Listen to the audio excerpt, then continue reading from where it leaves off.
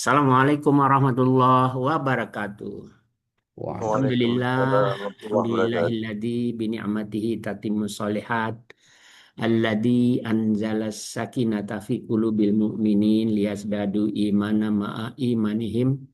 Asyhadu an la ilaha illallah wahdahu la syarikalah wa asyhadu anna Muhammadan abduhu wa rasuluh. Allahumma shalli ala Muhammad wa ala ali Muhammad.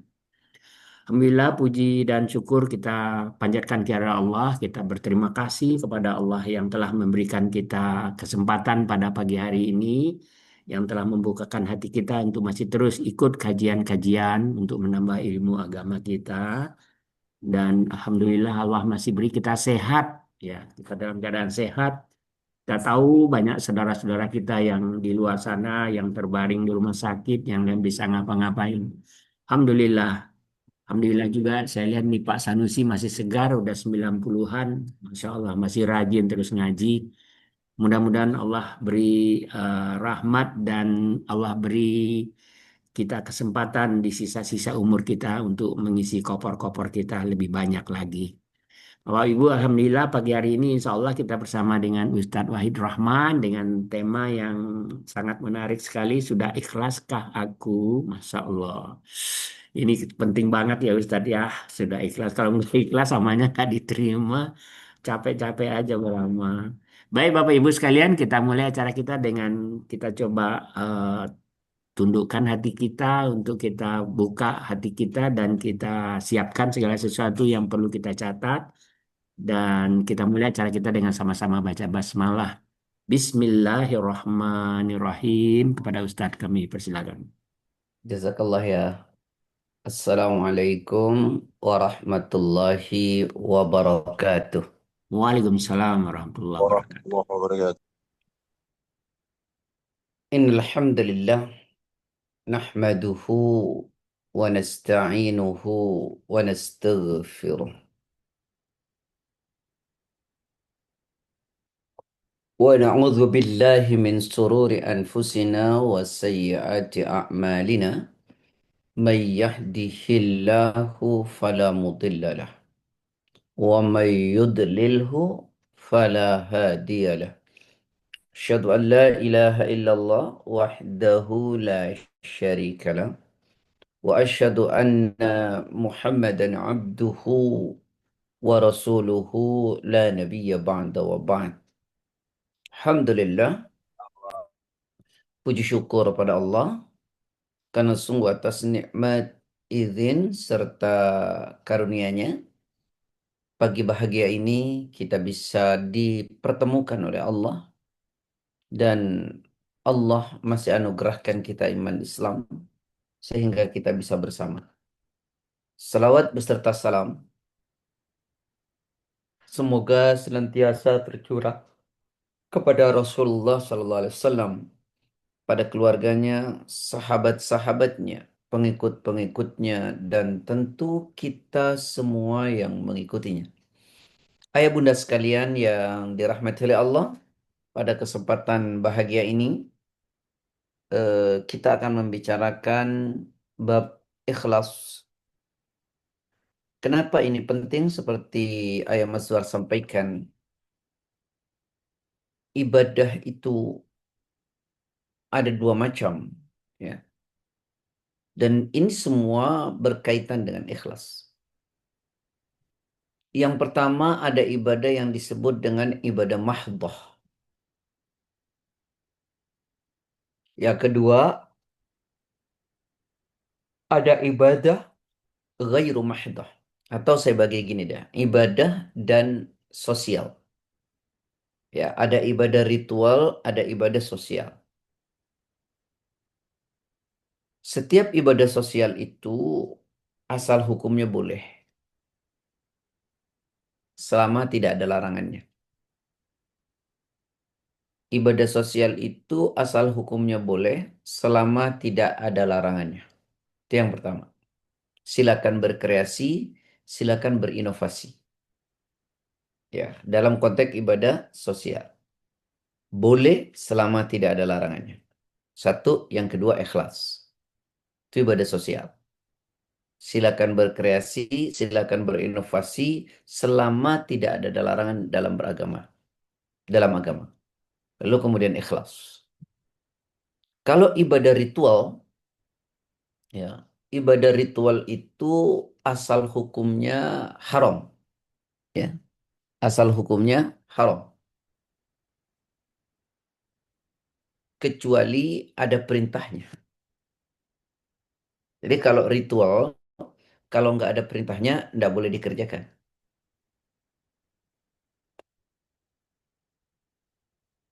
Karena ibadah ritual itu kita tidak boleh kreatif, tidak boleh inovatif.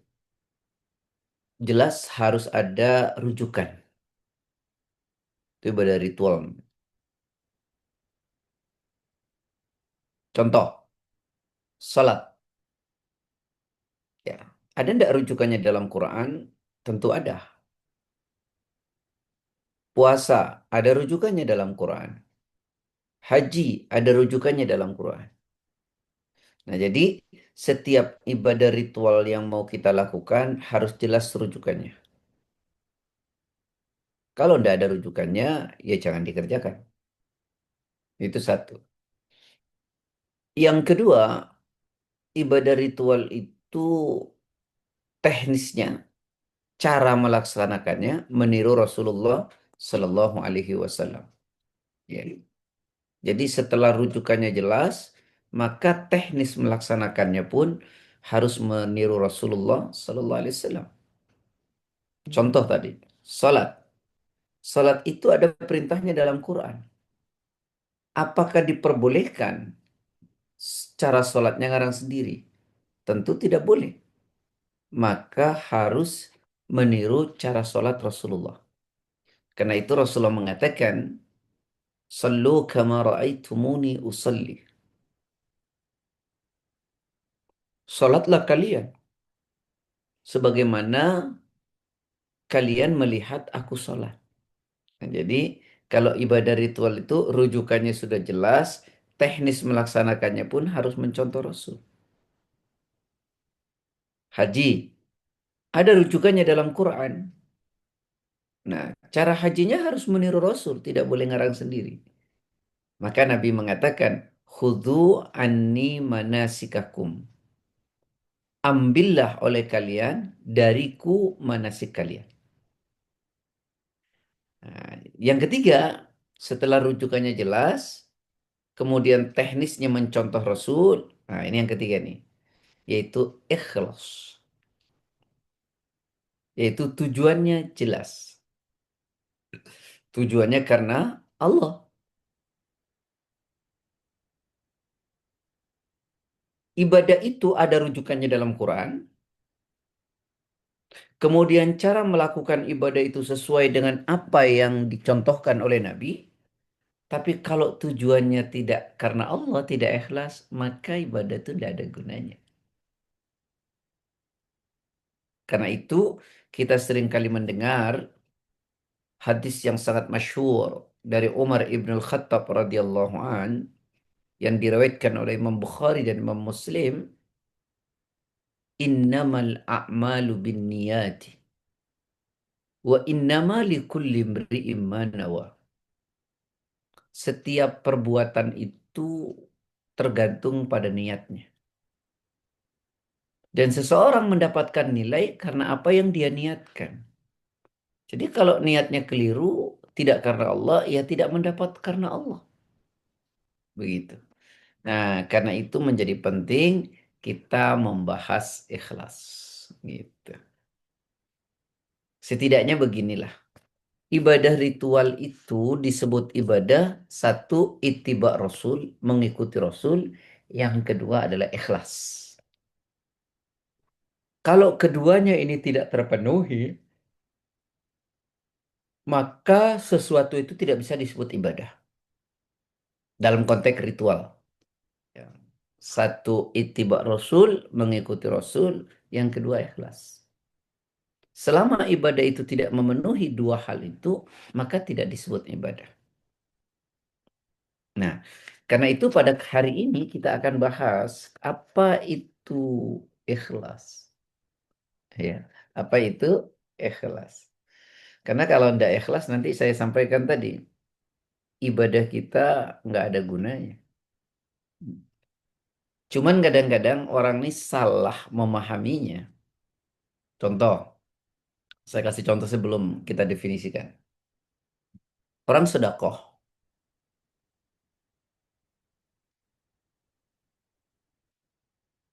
lalu sedekahnya itu sampai kalau ada tromol lewat itu ya, sampai diginikan gitu sama tangannya. Itu kalau 5.000 ya ya, kalau 2.000 ya ya, kalau 100.000 enggak gitu. Sebenarnya sedekah itu boleh terang-terangan, boleh sembunyi. Karena persoalan ikhlas itu tersembunyi dalam hati kita. Ya. Karena itu kita tidak boleh menjas seseorang ini ikhlas atau tidak. Karena itu ada satu ayat misalnya dalam Quran, oh ternyata memang bersedekah itu boleh terang-terangan, boleh pun tidak, gitu ya. Misalnya di dalam Quran pada surah Al-Baqarah kalau tidak salah ya, ayat 271, surat Al-Baqarah 271, in tubdus sadaqati fani'immahi wa in tukhfuha wa tu'tuha al-fuqara'a fahuwa khairul lakum wa yukaffiru ankum min sayyi'atikum wallahu bima ta'maluna khabir. Silakan. Bentar, Ustaz. Surat Al-Baqarah ayat 271. Jika Ya. kamu menampakkan sedekah-sedekahmu, sebentar, dulu.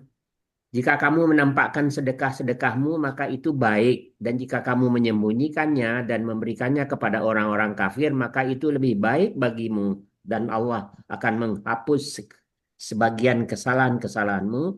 Dan Allah Maha teliti atas apa yang kamu kerjakan. Ada salah ya ya.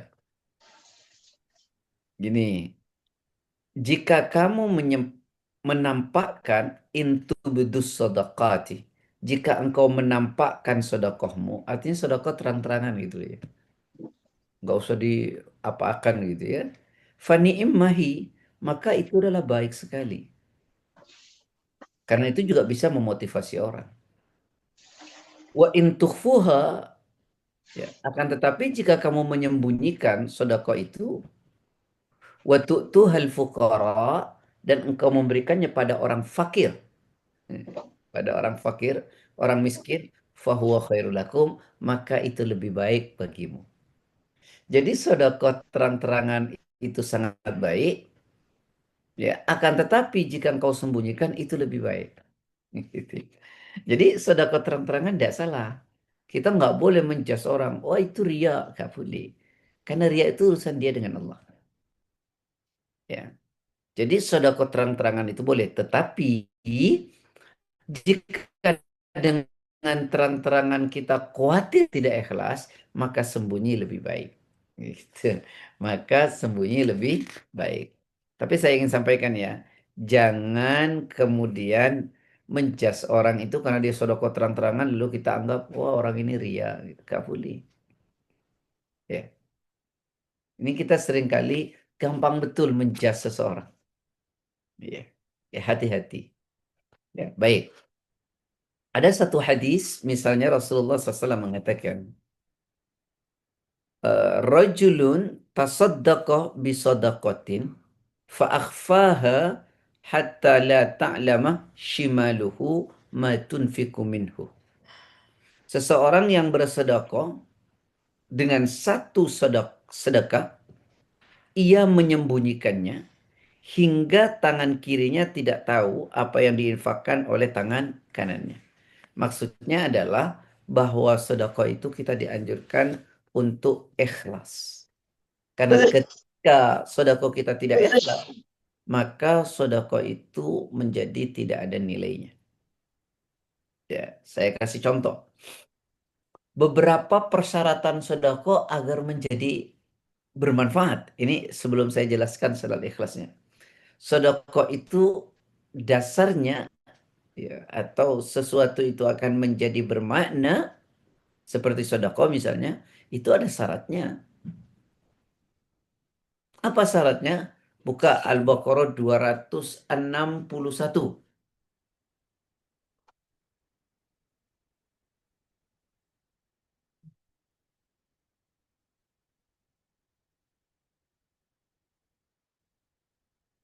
Al-Baqarah 261. Innama sudah ketemu? Udah, Ustaz. مثل الذين ينفقون أموالهم في سبيل الله كمثل حبة أنبتت 7 سنابل في كل سنبلة 100 حبة والله يضاعف لمن يشاء والله واسع عليم. Silakan. 2261. Perumpamaan orang-orang yang menginfakkan hartanya di jalan Allah seperti sebutir biji yang menumbuhkan 7 tangkai. Pada setiap tangkai ada 100 biji. Allah melipat gandakan bagi siapa yang dia kehendaki dan Allah maha luas dan maha mengetahui. Nah, coba lihat. Perumpamaan orang yang menafkahkan hartanya di jalan Allah. Nah, syarat pertamanya yang namanya infak itu mesti di jalan Allah. Kalau nggak di jalan Allah ya bukan infak namanya. Tidak bernilai. Contoh, ya di jalan Allah ngasih uang untuk orang fakir, orang miskin, bangun masjid, kepentingan umum, itu namanya di jalan Allah. Tapi kalau orang menafkahkan hartanya tidak di jalan Allah, misalnya, mohon maaf ini contoh saja ya. Ada acara dangdutan, terus nyumbang gitu. Itu bukan di jalan Allah. Hmm. Maka sedekah seperti itu ya tidak ada nilainya. Bahkan itu termasuk dosa. Kenapa? Karena dalam Quran ta'awanu 'alal birri wat taqwa wa la ta'awanu 'alal itsmi wal 'udwan. Ya, bergotong royonglah kalian dalam kebaikan dan ketakwaan. Jangan pernah bergotong royong dalam dosa dan permusuhan. Gitu. Nah, jadi syaratnya adalah yang pertama mesti di jalan Allah. Kalau sedekah itu tidak di jalan Allah, yang jangankan berpahala malah berdosa ya. Ya. Nah, karena dalilnya tadi bergotong royonglah dalam kebaikan, jangan bergotong royong dalam dosa. Nah, makanya kemudian sedekah itu menjadi hilang nilainya. Satu karena tidak di jalan Allah, dua tidak ikhlas gitu ya. Orang tidak ikhlas itu gimana sih? Suka ngungkit-ngungkit kan ya? Coba renungkan ayatnya. Sedekah itu menjadi batal oleh karena beberapa hal. Buka surat yang sama 264. La tubtilu sadaqatikum bil manni wal adha kalladhi yunfiqu malahu ria'an nasi dan seterusnya. Silakan. 264, Ustaz. Siap. Wahai orang-orang yang beriman, janganlah kamu merusak sedekah kamu dengan menyebut-nyebutnya dan menyakiti perasaan penerima. Seperti orang yang menginfakkan hartanya karena ria atau pamer kepada manusia. Dan dia tidak beriman kepada Allah dan hari akhir. Perumpamaannya orang itu seperti batu yang licin yang di atasnya ada debu, kemudian batu itu ditimpa hujan lebat, maka tinggallah batu itu licin lagi. Mereka tidak memperoleh sesuatu apapun dari apa yang mereka kerjakan dan Allah tidak memberi petunjuk kepada orang-orang kafir. Oh, sedekah menjadi hilang karena apa coba? Kata Allah, jangan kau hilangkan pahala sedekahmu. Dengan apa? Yang pertama, menyebut-nyebutnya. Tuh. Menyebut-nyebutnya. Sedekah terang-terangan tidak salah, tapi menyebut-nyebut yang salah. Misalnya, itu anak dulu kalau nggak ada saya nggak bisa sekolah itu dia. Itulah ya. Karena memang dia yang apa namanya mendanai itu. Itu namanya menyebut-nyebut. Ya. Dan ternyata ya, untuk bisa bertahan dalam konteks ikhlas itu bukan perkara ringan. Hari ini ikhlas saat memberi. Sebulan ikhlas, setahun ikhlas. Bisa jadi itu tahun kedua hilang. Contoh, ada pembangunan masjid. Ayah Mazhar nyumbang, misalnya 50 juta. Alhamdulillah, sudah ikhlas. Nggak pernah nyebut, nggak pernah ngomong. 3 tahun kemudian, saya jalan sama Ayah Mazhar. Dalam perjalanan, kita numpang sholat di sebuah masjid. Lalu saya bilang sama Ayah Mazhar, ya, masjidnya bagus banget ya. Terus ayah bilang, iya Ustadz, ini juga dulu saya nyumbang di saat 50 juta. Nah, hilang tuh 3 tahun kemudian. Masya Allah. Iya kan? Nah, ini yang kadang-kadang kita mempertahankan ikhlas dalam satu perbuatan itu tidak gampang. Tapi kita juga tidak boleh menjas, gitu. Karena ikhlas itu urusan dia dengan Allah. Ya, jadi kata Allah, jangan kau hilangkan pahala sedekahmu satu dengan menyebut-nyebutnya. Yang kedua, menyakiti si penerima. Gimana nyakiti si penerima? Misalnya, ayah Kemas Recording in progress. kasih uang saya misalnya. Misalnya kasih uang saya 100.000 gitu. Misalnya. Terus ayah Kemas bilang-bilang sama orang. Itu setelah itu nggak pandai berterima kasih. Padahal saya yang kasih tuh uang. Nah gitu lah. Ya. Dia ngasih tapi nyakiti gitu. Nah itu yang tidak diperkenankan. Maka hilang pahala sedekah. Satu, menyebut-nyebutnya. Dua, menyakiti si penerima. Nah maka diumpamakan oleh Allah. Orang yang bersedekah seperti itu. Ya, seperti orang yang bersedekah karena ria. Ya, karena ria. Dan tidak beriman kepada Allah.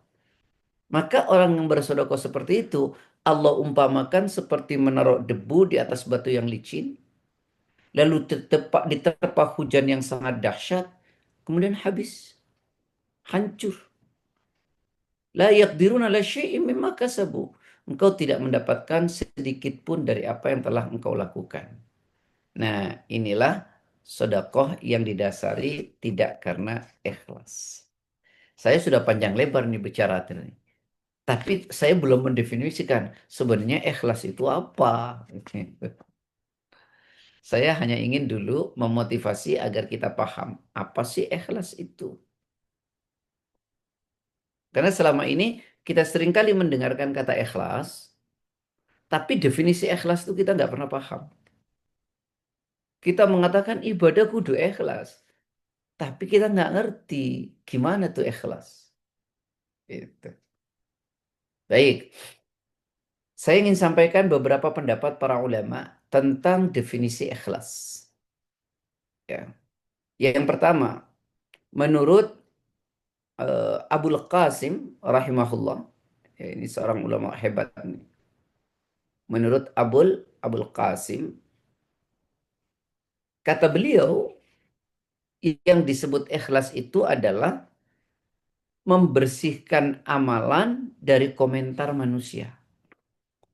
Saya ulangi, yang disebut ikhlas oleh Abul Qasim adalah membersihkan amalan dari komentar manusia. Jadi orang ikhlas itu mau orang komentar baik tidak membuat dia terbang, mau dikomentari jelek tidak membuat dia hancur. Kenapa? Karena orang yang ikhlas itu saat beribadah hanya butuh validitas dan komentar Allah gitu. Hanya butuh validitas Allah, tidak butuh validitas manusia, tidak butuh komentar manusia. Mau orang itu memuliakan atau orang itu eh, tidak memujinya, maka dia tidak ada persoalan. Nah, itulah ikhlas. Menurut Abul Qasim. Jadi saya ulangi, ikhlas menurut Abul Qasim adalah membersihkan amalan dari komentar manusia. Ya. Nah, kebanyakan manusia sekarang ini kan dalam beramal ya. Yang dicari itu apa? Validitas manusia, komentar manusia. Jadi kayak berdagang dengan manusia, bukan berdagang dengan Allah. Padahal kata Allah, berniaga denganku tidak akan ada kerugian. Lantabur, selamanya kamu tidak akan pernah rugi. Ini berbuat sesuatu, tapi yang dicari adalah komentar manusia. Kalau dipuji terbang, kalau tidak mendapat pujian, seolah-olah tidak ada apa-apanya apa yang dia lakukan. Nah, itu orang tidak ikhlas namanya. Karena amalannya yang dicari adalah validitas manusia, komentar manusia. Dipuji senang, kalau nggak dipuji dia tidak semangat. Nah itu ciri bahwa orang tidak ikhlas. Dan kita harus tahu, orang yang beribadah seperti itu sebenarnya kebiasaan ibadahnya orang munafik. Karena orang munafik itu ya kalau beribadah, yang dicari itu ya bunda, semuanya komentar manusia, validitas manusia. Itu yang dicari. Makanya lihat dalam Quran, orang munafik itu ibadah yang dicari adalah pujian dari manusia. Buka Al-Quran, surat 4 ayat 142. Wa idza qamu ila salati qamu kusala yura'una nasa wa la yadhkuruna Allah illa qalila. Silakan.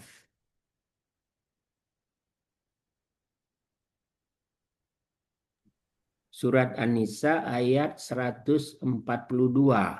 Sesungguhnya orang munafik itu hendak menipu Allah, tetapi Allah lah yang menipu mereka.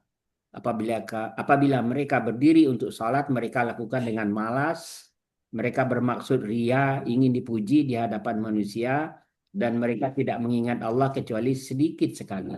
Nah, jadi orang munafik itu sholat. Ya sholat. Indikatornya adalah orang munafik itu satu, kalau sholat itu malas.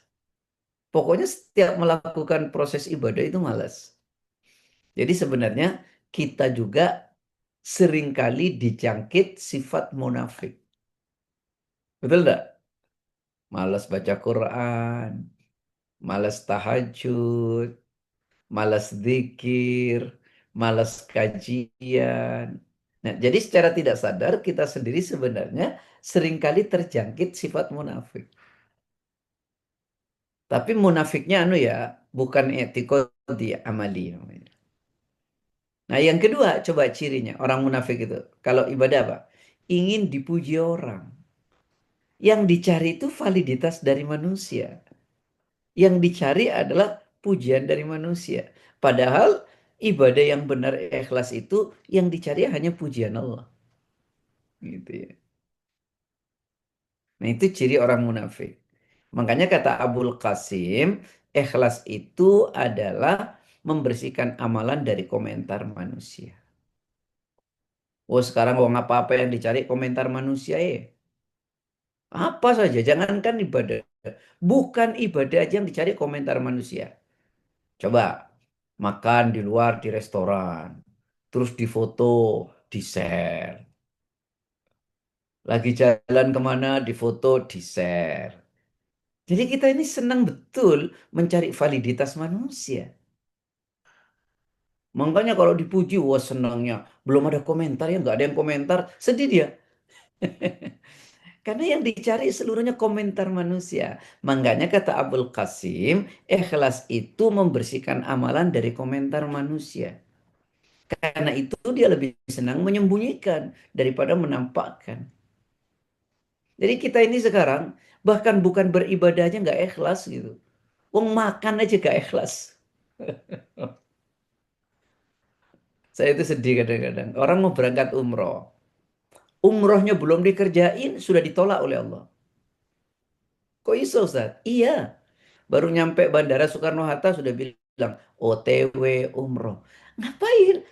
Apa yang sedang Anda lakukan ini? Anda mau cari komentar manusia, validitas manusia. Kita nggak sadar tuh, bahwa itu merusak amalan kita. Makanya fitnah akhir zaman ini, terutama handphone tuh besar sekali. Wong mau turun ke tempat tawaf, rame di foto. Aduh, penuhnya. Ngapain? Kenapa harus laporan sama manusia? Bukankah ibadah yang kita lakukan itu hanya karena Allah saja? Inna salati wa nusuki wa mahyaya wa mamati lillahi rabbil alamin. Sesungguhnya salatku, seluruh aktivitas ibadahku, hidupku, matiku hanya karena Allah. Tapi ini yang dicari komentar manusia ya. Dan anehnya Kalau dipuji senengnya melayang gitu. Padahal dulu di zaman Nabi kata Rasulullah, kalau engkau dipuji, cepat tuh berdoa kepada Allah. Gimana? Allahumma la tu'akhidni bima yakulun waghfir li ma la ya'lamun. Jika engkau dipuji oleh manusia, maka cepatlah berdoa. Ya Allah, jangan bebani aku dengan pujian yang mereka lontarkan. Dan maafkan aku ya Allah dengan aib-aibku yang sesungguhnya mereka nggak pernah tahu. Tuh. Jadi kalau dipuji itu begitu. Itu kalau dipuji dan berusaha tidak mencari pujian. Nah, inilah kesalahan kita ya. Padahal ini pokok betul dari agama itu. Karena sehebat apapun dan sebanyak apapun amal ibadah yang kita kerjakan, ketika kita kehilangan itu ikhlas, selesai nggak ada gunanya. Nggak ada gunanya. Ya, dan itu kebiasaan, mohon maaf ya, sifatnya orang munafik. Karena yang dicari adalah komentar manusia. Coba renungkan. Dipuji kita tidak jadi rembulan kok. Dicela juga tidak jadi sampah.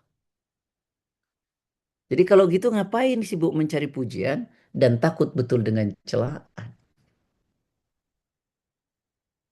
Lakukanlah ibadah semuanya karena Allah.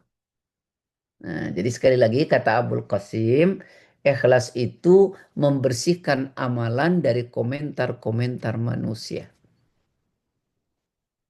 Jadi yang kita cari bukan komentar manusia, tapi keridoan Allah. Sehingga orang yang mencari ridhonya Allah, seperti apapun komentar manusia ya dia tidak peduli. Mau dipuji ya dia malah mohon perlindungan kepada Allah. Mau dicela pun tak membuat dia tidak semangat beribadah. Nah itu satu ya, kata Abul Qasim. Yang kedua, ikhlas itu menurut Huzaifah, ya, menurut Huzaifah Al-Mar'asi, apa itu ikhlas? Nah ini, menurut Huzaifah Al-Mar'asi.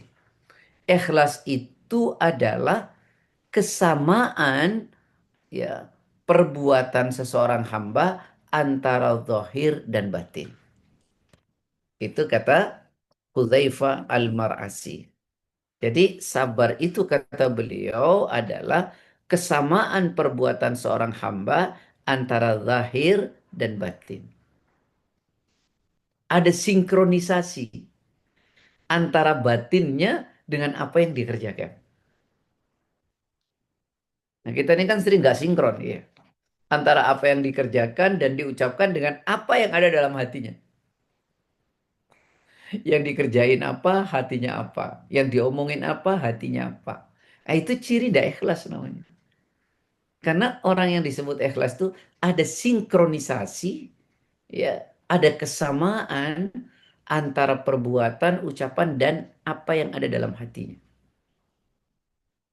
Lagi-lagi saya mau beri contoh. Biasanya orang yang ada gap, tidak sama, tidak ada sinkronisasi, ucapan dan perbuatannya itu kebiasaannya orang munafik. Coba buka Al-Quran. Surat 2 ayat 8.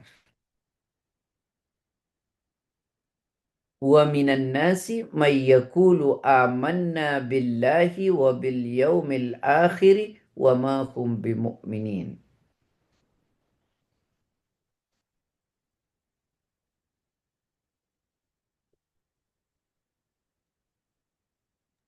Surat 2, surat Al-Baqarah ayat 8. Dan di antara manusia ada yang berkata, kami beriman kepada Allah dan hari akhir, padahal sesungguhnya mereka itu bukanlah orang-orang yang beriman. Tidak ada sinkronisasi antara apa yang diucapkan dengan apa yang ada dalam hatinya. Padahal ikhlas itu menurut Hudzaifah Al-Mar'asi yaitu kesamaan perbuatan seorang hamba antara zahir dan batinnya. Jadi apa yang dia ucapkan itu memang selaras dengan apa yang ada dalam hatinya. Apa yang dia kerjakan itu memang selaras dengan apa yang ada dalam hatinya. Orang munafik itu dulu sholat kan. Tapi tidak selaras apa yang dia kerjakan itu dengan apa yang ada dalam hati mereka. Suka nggak kita begitu? Munafik. Itu tidak ikhlas. Bertegur sapa dengan senyum yang manis, tapi di dalam hatinya sebenarnya kesel. Ada enggak yang begitu ya? Manis betul, tapi dalam hatinya nggak sama. Itu namanya tidak ikhlas. Jadi ikhlas tuh kata Hudzaifah Al-Mar'asi sinkronisasi antara zahir dan batin. Ya, antara zahir dan batin. Harus sinkron. Ucapannya sinkron dengan hatinya, perbuatannya sama dengan apa yang ada dalam hatinya. Jangan apa yang diucapkan berbeda dengan apa yang dalam hatinya, apa yang dikerjakan tidak sama dengan apa yang tersimpan dalam hatinya. Itu tidak ikhlas namanya. Ya, sudah dapat berapa tadi? Dua ya? Dua. Yang pertama ikhlas menurut Abul Qasim, ya, membersihkan amalan dari komentar-komentar manusia. Ya, menurut Hudzaifah Al-Mar'asi, ikhlas adalah kesamaan perbuatan seorang hamba antara zahir dan batin. Bahasa Indonesianya, dah hipokrit lah begitu. Selaras lisan dan hatinya. Selaras sikap dan hatinya. Ya, itu kata Hudzaifah Al-Mar'asi. Ya, sekarang menurut Zunnun, ini Zunnun ini ulama asal Mesir, alim sekali. Kata beliau, orang ikhlas itu ada tiga tandanya. Kata Zunnun. Orang itu ikhlas ada tiga tandanya kata beliau. Apa tanda orang ikhlas? Nah ini. Kata Zunnun. Ini ulama asal Mesir. Beliau mengatakan orang yang ikhlas itu tetap merasa sama ketika dipuji atau dicela. Jadi orang yang ikhlas itu ciri yang pertamanya ia tetap sama baik dipuji maupun dicela.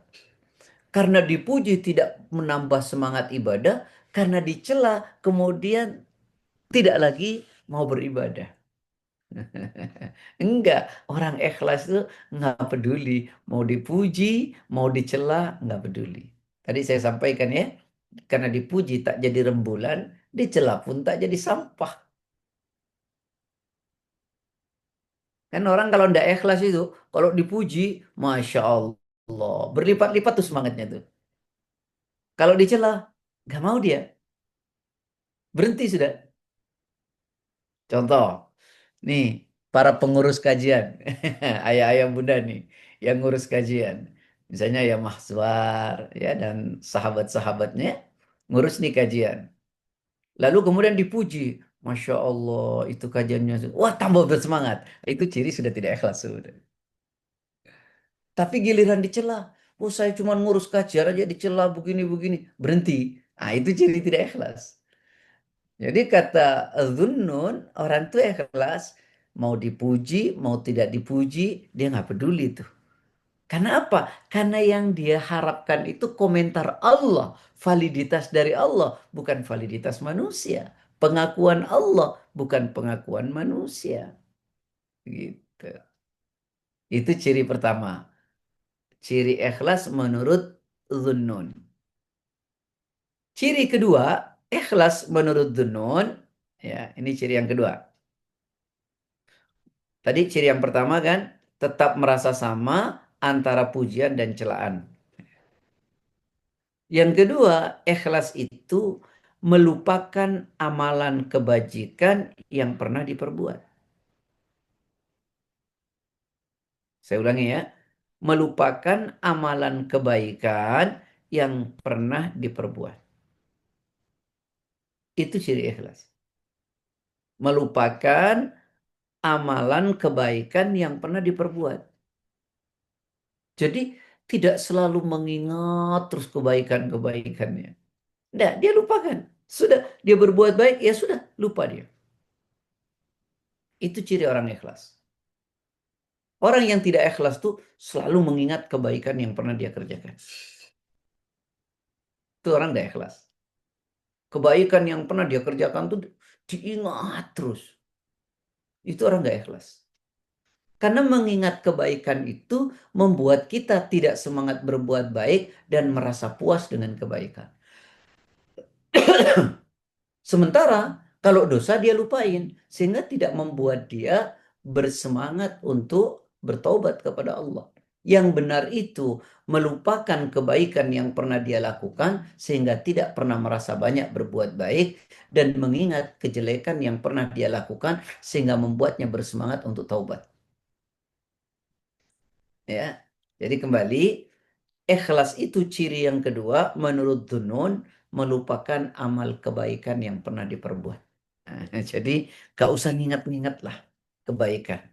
Ya, ngapain kita ingat? Wong Allah juga sudah catat kok. Nah, kita ini lucu. Padahal yang kita lakukan pengennya nilai dari Allah, tapi kita ingat terus.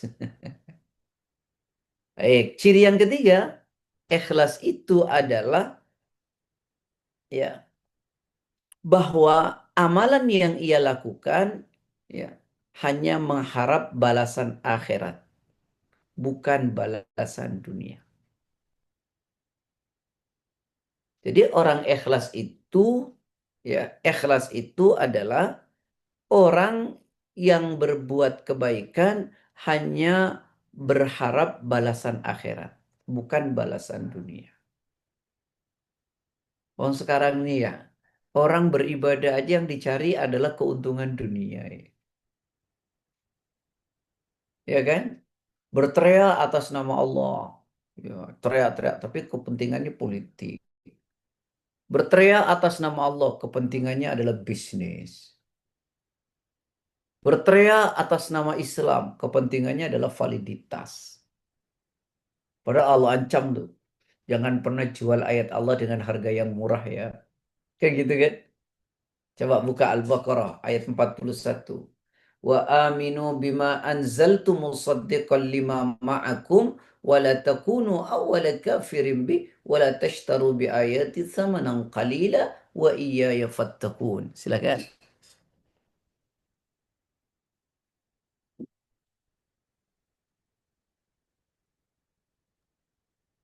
Surat Al-Baqarah ayat 41.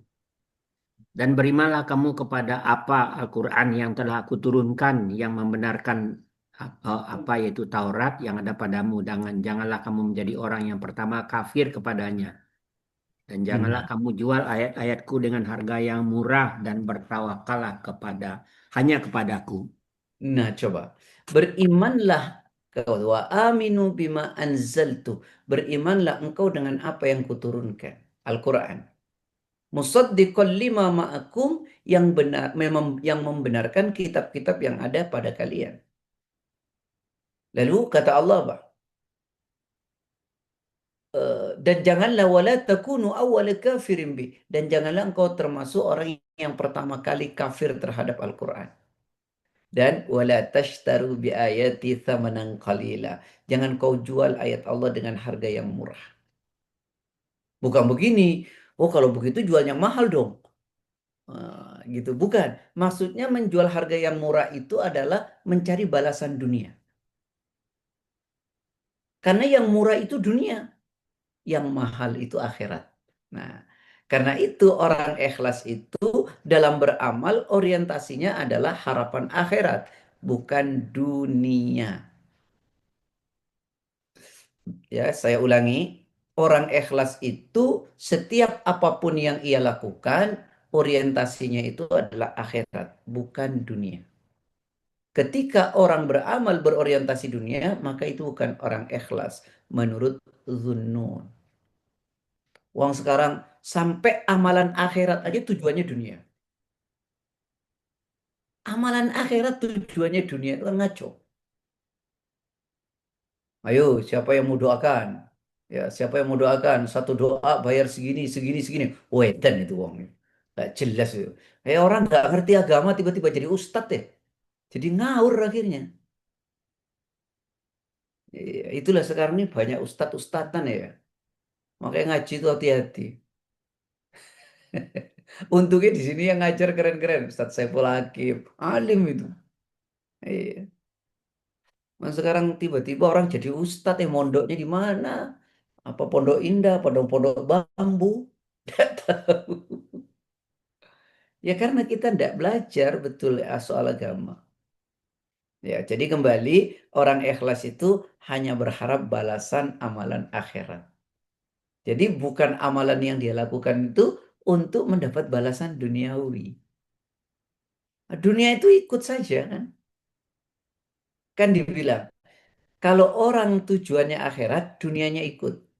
Nah, tapi kalau orang melakukan urusan dunia, akhiratnya belum tentu ikut. Bahasa yang keren tuh orang-orang tua kita dulu bilang tuh gini. Kalau kau tanam padi, rumputnya ikut tumbuh. Tapi kalau kau tanam rumput, padi ndak ikut tumbuh.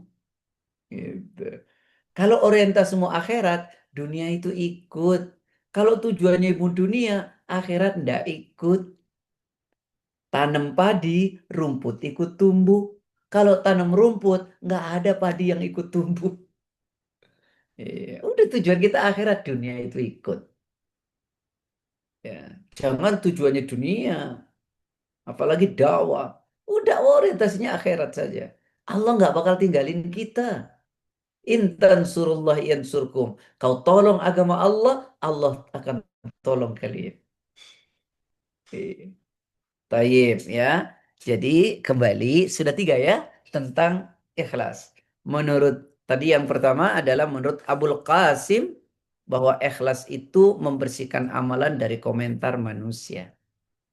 Kemudian yang kedua menurut Khudzaifah Al-Mar'asi ya ikhlas itu kesamaan antara zahir dan batin. Ya ada sinkronisasi apa yang diucapkan dan diperbuat dengan apa yang ada dalam hatinya. Yang ketiga, menurut Dhunnun, ikhlas itu ada tiga cirinya. Satu, tetap merasa sama antara pujian dan celaan. Mau dipuji, mau dicela ya sama. Yang kedua, orang ikhlas itu cirinya melupakan amal kebaikan yang pernah dikerjakan. Ciri yang ketiga, bahwa orang yang ikhlas itu mengharap balasan akhirat, bukan dunia. Nih, ada ungkapan yang sangat indah nih ya. Dari seorang ulama keren banget. Namanya Fudail bin Iyad. Ini ulama hatinya sangat tajam. Namanya Al-Fudail bin Iyad. Ini agak sedikit berpikir nih apa yang beliau sampaikan. Sebenarnya yang beliau sampaikan simple. Ya, tapi butuh pemahaman dalam. Saya ulangi ya, yang disampaikan tuh simple, tapi butuh pemahaman yang sangat mendalam. Apa itu? Yuk renungkan. Kata Fudail bin Iyad, pelan-pelan jangan dicatat dulu. Karena kalau tidak nanti tidak paham. Ini betul-betul ungkapannya sederhana, simple, tapi butuh pemikiran. Kata beliau, meninggalkan amalan karena manusia adalah ria. Saya ulangi ya, meninggalkan amalan karena manusia adalah ria. Beramal karena manusia adalah syirik.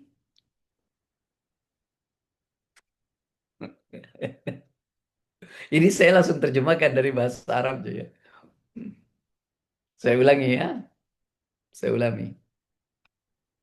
Meninggalkan amalan karena manusia itu ria. Sedang beramal karena manusia itu syirik. Coba ayah bunda dipahami enggak?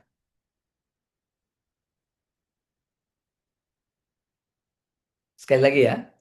Kata Fudail bin Iyad, meninggalkan amalan karena manusia adalah ria. Sedang beramal karena manusia itu syirik.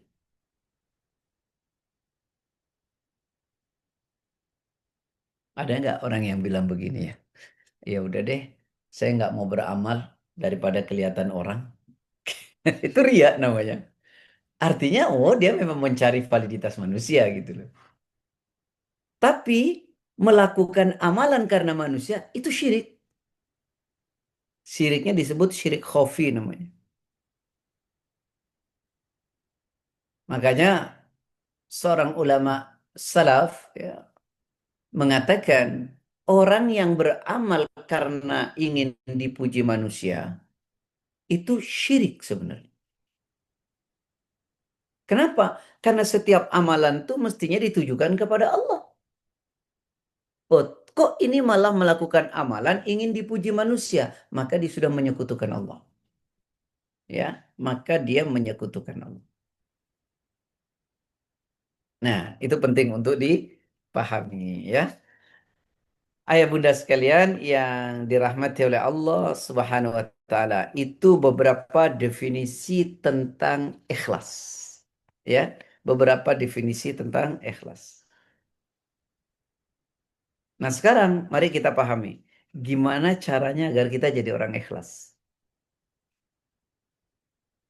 Ya, tadi definisi pertama soal ikhlas saya sudah sampaikan ya berdasarkan pendapat Abul Qasim.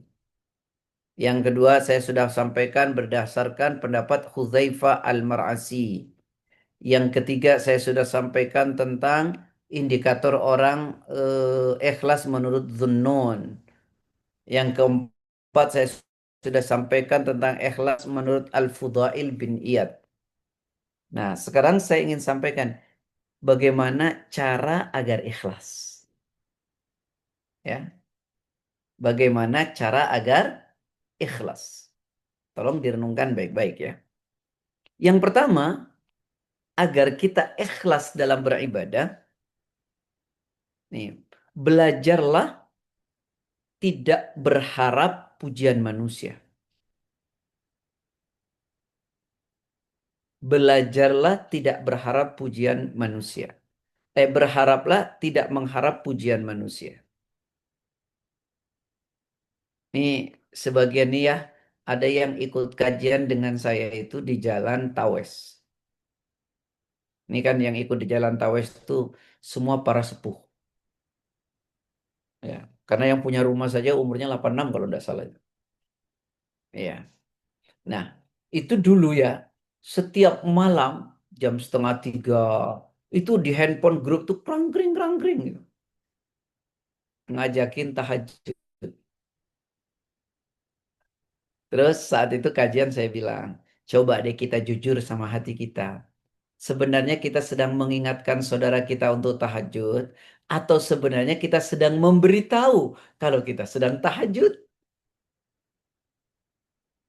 Itu tipis. Dan setan bermain di hati kita itu sangat halus. Iya tak? Coba kita tanya. Sebenarnya kita sedang membangunkan saudara kita tahajud, atau kita sedang memberitahu kalau kita sedang tahajud. Itu tipis sekali setan bermain di hati manusia. Karena itu saya bilang lebih baik tidak usah. Karena tahajud itu diingatkannya adalah ketika di kajian. Atau dia mengingatkan dirinya sendiri dengan pakai alarm. Tidak perlu kita yang mengingatkan. Karena itu tipis antara sedang ingin mengajak orang tahajud atau sedang ingin memberitahu bahwa kita sedang bertahajud. Ini yang kayak gini-gini udah deh. Daripada kita sudah bangun malam, sholat, terus nggak bernilai. Karena kita tidak ikhlas. Dan itu tipis sekali. Dan setan itu halus bermain di dalam hati manusia. Betul enggak ya? Yuk belajar bagaimana, Dek. Ya, jadi kita mesti belajar tidak mengharap pujian manusia dalam setiap beribadah. Jadi ada satu riwayat nih ya. Riwayatnya dari Abu Sa'id Al-Khudri. Beliau berkata, kata beliau, Rasulullah pernah keluar menemui kami. Jadi kami itu sedang berbicara, Rasulullah kemudian keluar dari rumah beliau menemui kami. Padahal kami saat itu sedang mengingatkan akan bahaya fitnah Dajjal. Jadi kata sahabat Abu Sa'id Al-Khudri itu, kami sedang berbicara tentang bahayanya fitnah Dajjal. Tiba-tiba Nabi datang menemui kami. Dan Nabi berkata, kata Nabi, maukah kukabarkan pada kalian apa yang lebih samar bagi kalian menurutku dibandingkan dengan fitnah Dajjal. Lalu kemudian para sahabat mengatakan, iya, tolong beritahu kami ya Rasulullah.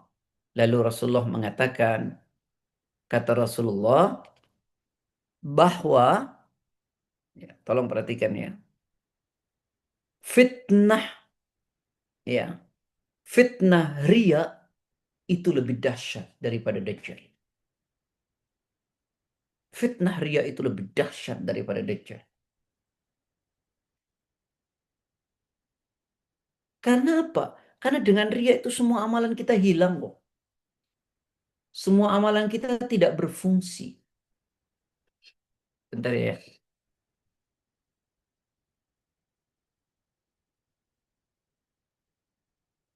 Nah, boleh tidak ada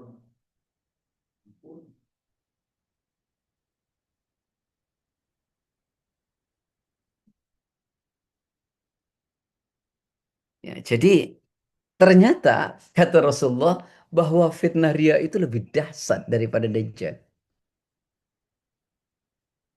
Karena bisa merusak amalan kita.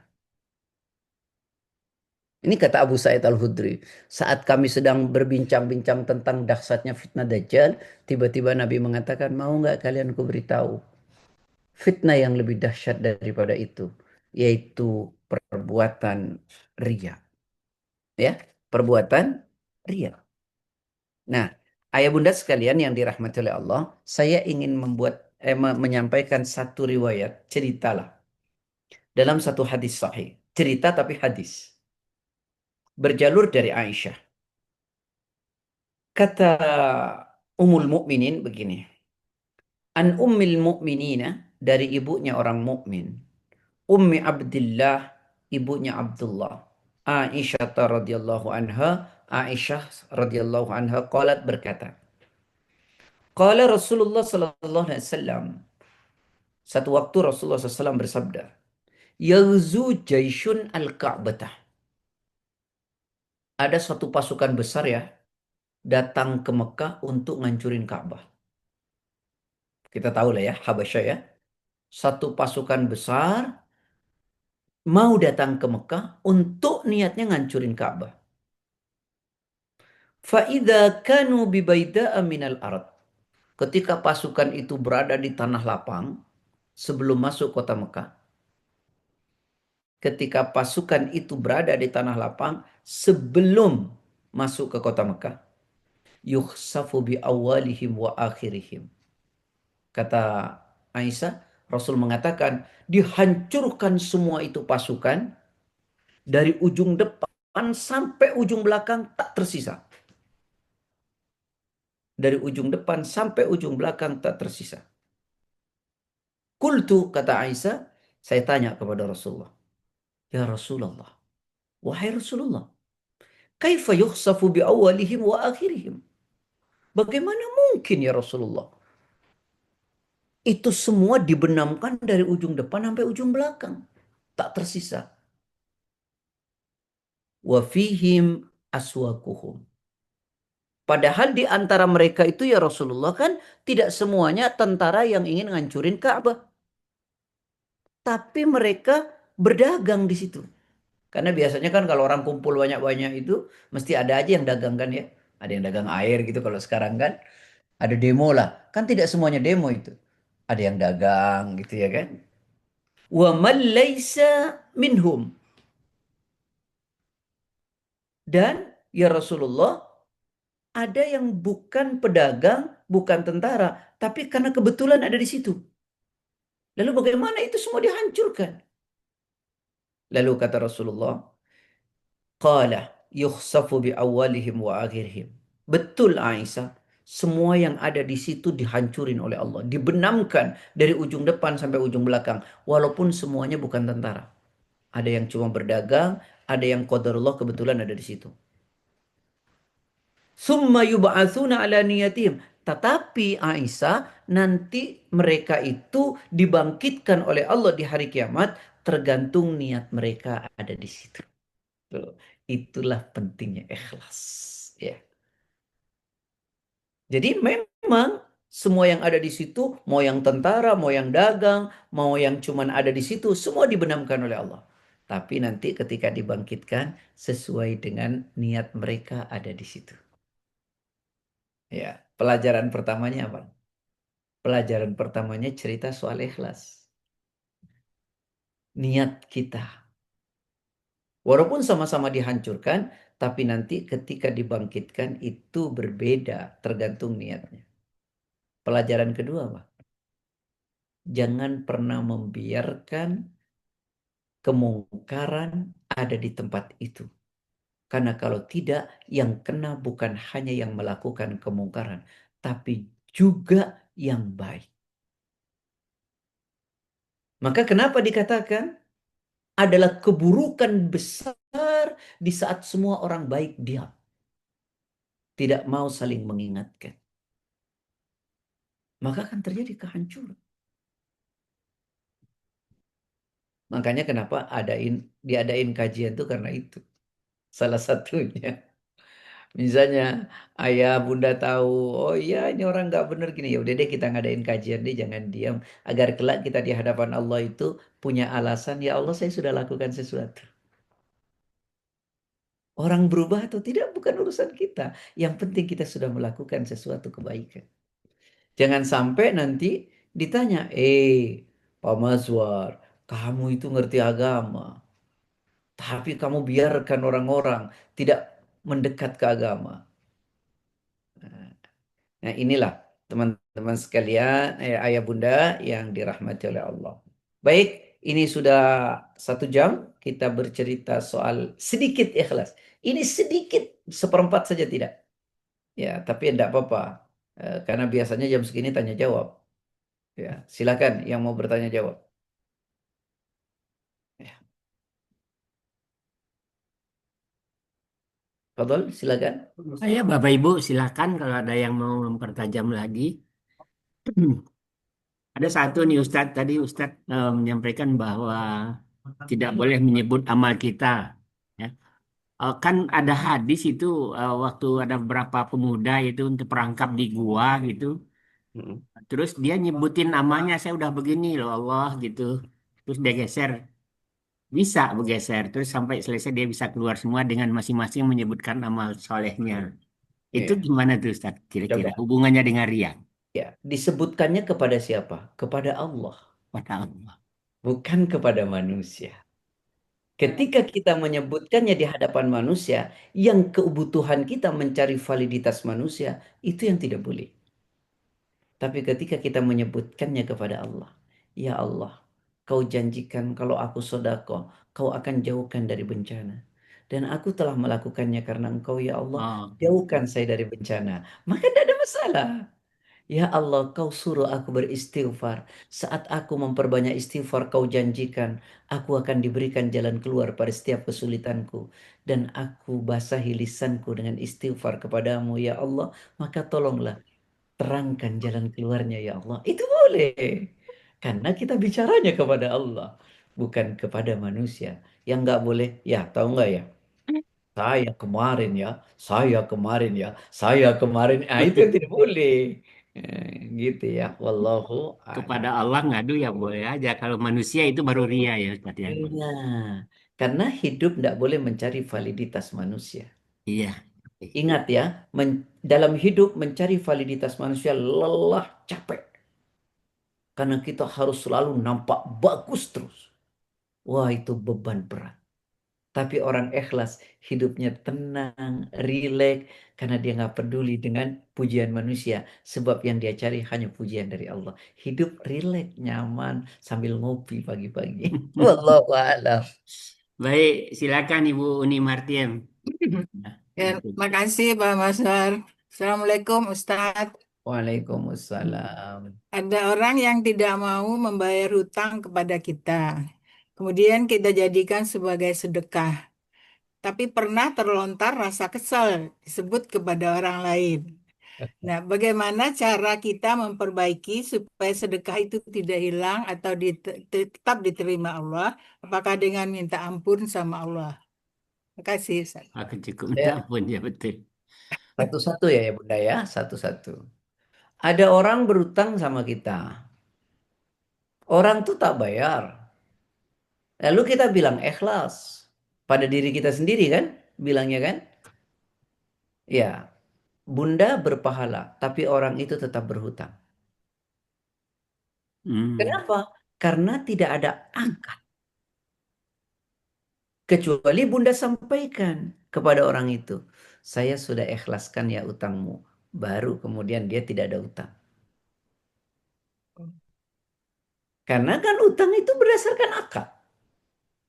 Maka akadnya pun diselesaikan. Contoh, saya utang 10.000 sama Ayah Mazwar. Saya tidak bayar-bayar. Ayah Mazwar bilang, saya ikhlaskan. Ayah Mazwar berpahala, tapi bagi saya masih utang. Kecuali Ayah Mazwar bilang, Pak Ustadz, utangnya saya ikhlaskan. Baru clear sudah.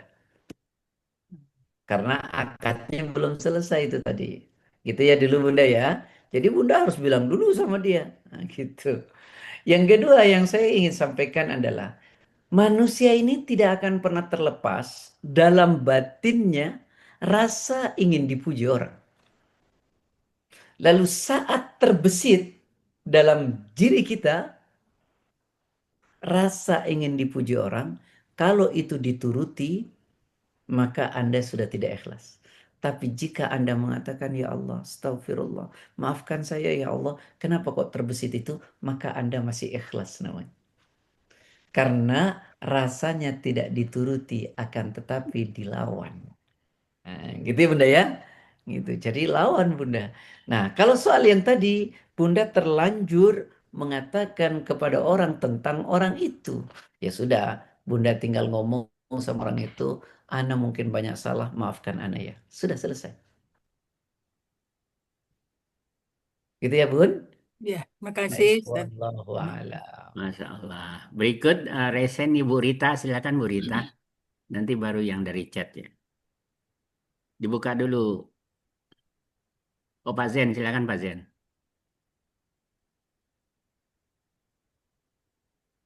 Pak Zen, kok kayaknya keluar. Suaranya. Ya silakan Pak Zen. Ya, udah. Saya ingin bertanya tentang kaitan ikhlas ini dengan muhasabah. Hasibu qabla tuhasibu ya. Tapi kalau kita muhasabah diri sendiri itu rasanya kok ada rasa ketidakjujuran gitu ya. Rasanya sudah lengkap ibadah tadi yang Ustaz katakan, ibadah mahdoh, ibadah Ramadan, ibadah nafafil, ibadah zikir, ibadah sholat sunnah yang lain. Nah, cara muhasabah diri untuk bisa tetap ikhlas itu bagaimana? Atau mungkin Ustadz memberi contoh bagaimana Ustadz muhasabah dirinya sendiri. Terima kasih. Ayah, coba perhatikan dengan baik. Allah memberikan kita segalanya atau tidak? Saya bacakan dulu deh Quran. Surat 14 ayat 34. Wa atakum min kulli ma 14 ayat 34. Wa atakum min kulli ma sa'altumu. Wa in ta'uddu ni'matallahi la tuhsuha. Innal insana ladzalumun kafar. Silakan. Surat surat berapa nih? Surat Ibrahim ayat 34. Dia telah memberikan kepadamu segala apa yang kamu mohonkan kepadanya. Dan jika kamu menghitung nikmat Allah, niscaya kamu tidak akan dapat menghitungnya. Sungguh manusia itu sangat zalim dan sangat mengingkari nikmat Allah. Allah memberikan kepada kita tak terhingga. Sehingga saat kita mau menghitung nikmat yang Allah kasih, kita tidak mungkin bisa menghitung. Satu hal kita Allah. pahami. Di ujungnya Allah katakan, manusia itu dolim lagi ingkar. Saat kita merasa bahwa kebaikan yang kita lakukan seolah-olah sudah sebanyak yang apa Allah berikan. Demi Allah, tidak mungkin bisa sama. Ya udah. Itu dulu. Tidak mungkin bisa sama. Wa umri naqisun fi kulli yawm. Umur kita makin hari makin berkurang. Wa danbi zaidun kaifa ihtimal. Sedang dosa kita makin hari makin nambah. Wa kaifa ihtimal. Bagaimana kita mempertanggungjawabkannya di hadapan Allah? Jadi satu, bagaimana kita merasa amal kita sudah banyak. Yang kedua, ayo kita renungkan. Umur kita makin berkurang, dosa kita makin nambah. Itu muhasabah paling pas. Jangan pernah ngerasa cukup dengan ibadah. Karena sesungguhnya orang yang tak pernah baik dalam beribadah ketika merasa cukup. Orang hebat adalah orang yang selalu merasa kurang dalam beribadah. Bahkan salafus soleh mengatakan, seandainya engkau dari lahir, kau bersujud tak pernah berhenti sampai kau mati, maka tak pantas engkau membeli surganya Allah. Masya Allah. Karena itu surga diberikan kepada kita karena rahmatnya Allah. Bukan karena ibadah yang kita lakukan. Karena membandingkan ibadah dengan dosa saja rasanya nggak sebanding. Ya, Nah itu ya caranya ya. Jangan pernah ngerasa ibadah kita sudah keren. Lah, sudah cukup. lah. Ya, wallahu a'lam. Jadi yang kita Terima kasih. keluhkan kepada Allah itu kekurangan kita selalu Ustaz ya. Saya Eh, nggak begini, saya nggak begitu. Jangan yang udah kita lakukan ya kita keluhkan. Saat kita mengingat kebaikan kita di hadapan Allah, maka kita selalu merasa cukup. Tapi saat kita mengingat kekurangan kita dan dosa kita di hadapan Allah, membuat kita datang bertaubat. Masya Allah. Membuat kita apa? Datang bertaubat kepada Allah. Kalau kita ngerasa baik terus, nggak mau kita taubat, udah merasa baik. Coba satu-satu. Saya ingin sampaikan, buka surat 21 ayat 1. 21 ayat 1. 1. اقترب للناس حسابهم وهم في غفلة معرضون. Silakan. Surat Al-Anbiya, surat 21 ayat 1. Telah semakin dekat kepada manusia perhitungan amal mereka, sedang mereka dalam keadaan lalai dengan dunia atau berpaling dari akhirat. Sungguh telah makin dekat hari mempertanggungjawabkan amal kita ini. Tapi kita lalai. Kita ini berlalai dengan urusan dunia kita. Dan kita lupa dengan akhirat. Coba kita bandingkan. Apa iya kita merasa banyak? Wong kita dekat dengan Allah di akhir-akhir masa pensiun saja. Saat kita aktif asik dengan urusan dunia, yang Betul, akhiratnya Ustaz, tidak betul. mungkin sangat secuil. Nah, itu yang mestinya kita renungkan. Ya, baik. Wallahu a'lam. Baik, Terima Ustaz. kasih Ustaz. Ini ada Sama-sama. dari chat Ustaz. Assalamualaikum Ustaz. Apa yang harus kita lakukan atau ucapkan bila kita dapat pujian? Allahumma la tu'akhidni bima yakulun waghfir li ma la ya'lamun. Itu hadis. Kata Nabi, jika engkau dipuji oleh orang, berdoalah cepat. Allahumma la tu'akhidni bima yakulun waghfir li ma la ya'lamun. Artinya, ya Allah, jangan kau bebani aku dengan pujian-pujian yang mereka lontarkan. Dan ampuni aku, ya Allah, dengan aib-aibku yang sesungguhnya mereka nggak pernah tahu. Gitu Hmm. ya. Kenapa kok jangan bebani aku dengan pujian? Karena pujian itu beban. Sebab bisa membuat kita sombong, bisa membuat kita angkuh, dan bisa membuat kita tidak ikhlas. Karena itu pujian itu beban. Makanya bahkan di zaman Nabi itu Nabi mengatakan, kalau ada orang senangnya muji mulu, ambil pasir siram aja tuh orang. Karena dia sedang menghancurkan diri kita. Wah, tapi hari ini kalau kita dipuji, mekar kita. Giliran dihina, Masya Allah. Tadi saya sampaikan ya, dipuji tak jadi rembulan, dicela tak jadi sampah. Lalu bagaimana kita sibuk mencari pujian dan kita takut dengan celaan. Rasulullah manusia terbaik saja masih dicela. Itu wallahu a'lam. Kalau kita ucapkan hadza min fadli rabbik itu Itu gimana? kenikmatan ya. Itu kenikmatan seperti Nabi Sulaiman. Ya, Nabi Sulaiman itu kan kerajaannya luas, istrinya cantik, hartanya banyak, bisa bicara dengan binatang, bala tentaranya jin. Ketika ditanya, "Dari mana kau dapatkan ini, wahai Sulaiman?" Dia jawab, "Hadza min fadli Rabbi." Ini semua adalah anugerah dari Rabbku. Itu bukan pujian, tapi pertanyaan tentang apa yang Hmm. kita miliki dari mana. Ini banyak juga salah paham tuh. Iya, iya. Kalau Eh, dipuji katanya baca itu ya Hadis bangga. jelas. Iya, iya. Hadisnya jelas. Allah, hadisnya dari Atha. Idza zukki ahadukum, jika di antara kalian dipuji, falyakul, cepatlah kalian doa. Allahumma la tu'akhidni bima yakulun waghfir li ma la ya'lamun. Ya Allah, jangan kau bebani aku dengan pujian yang mereka lontarkan. Maafkan aku ya Allah dengan aib-aibku yang sesungguhnya mereka tidak pernah Masya tahu. Allah. Ustadz boleh Oke, dikirim nanti di siap. WA Ustadz. Insya Allah ya. Ya, terima kasih Ustaz. Nanti kita bagi ke teman-teman. Baik, Siap. berikut dari Mas. Bu Yanti Revianti. Assalamualaikum Ustaz. Izin bertanya, ada orang buat status tentang cateringnya. Dia bilang, Alhamdulillah hari ini pesanannya 100 dus. Tujuannya dia adalah supaya yang lebih banyak lagi yang pesan gitu Ustaz. Kalau itu bukan amal, itu marketing. Marketing harus disampaikan berbeda.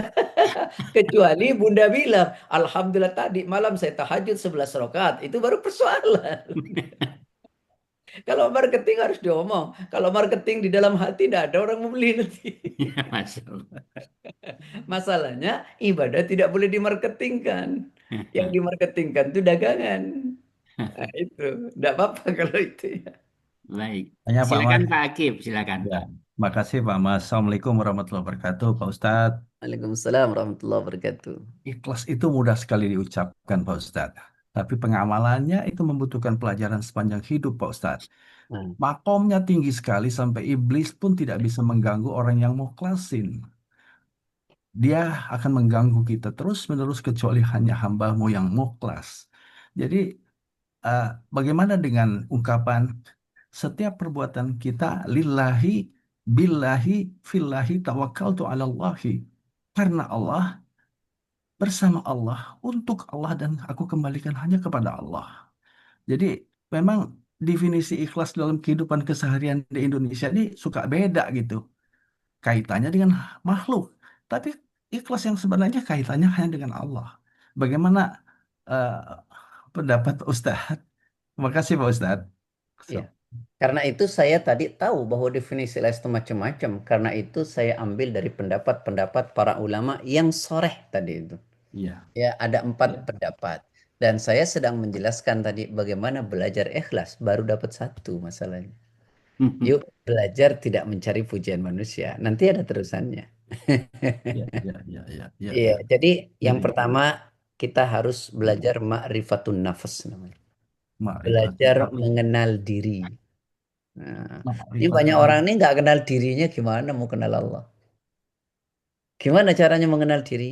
Tanya, dari mana saya, untuk apa saya, kemana saya pergi. Nah, itu dalam tuh. Insya Allah pada pertemuan selanjutnya. Dari mana Masya saya? Allah. Nah, untuk apa saya hidup? Kemana saya pergi? Nah, sekarang ini kan banyak orang nggak ngerti untuk apa hidup. Bahkan lebih nggak ngerti lagi, kemana pergi. Ada lebih nggak ngerti lagi, dari mana. Jadi kalau ditanya, kenapa itu orang sombong? Karena nggak ngerti dia dari mana. Ya, nggak kenal dirinya, makanya sombong, ngerasa lebih hebat dari orang lain. Kalau orang ngerti dari mana? Oh, saya dari Allah. Oh, saya diciptakan dari air yang menjijikkan. Saya presiden, gubernur, tukang sapu, orang gila, sama dari air yang menjijikkan. Loh, kok saya merasa lebih hebat itu loh. Oh, harta. Ya karena Allah yang kasih. Kalau Allah mau cabut, kelar. Oh, ilmu. Karena Allah yang beri. Kalau Allah mau bikin pikun, selesai. Karena itu orang menjadi tidak sombong nanti. Jadi pahami dari mana, untuk apa, dan kemana. Insya Allah nanti penjelasannya pada pertemuan selanjutnya. Apakah kita boleh mohon terus berdoa kepada Allah, Pak Ustadz, agar kita ini dibimbing, dituntun, dan ditolong agar bisa menggapai makom ikhlas itu, Pak Ustadz. Jadi doa karena ini hidayah dari Allah barangkali Pak Ustadz ya. Jadi kita agar kita bisa bersikap ikhlas.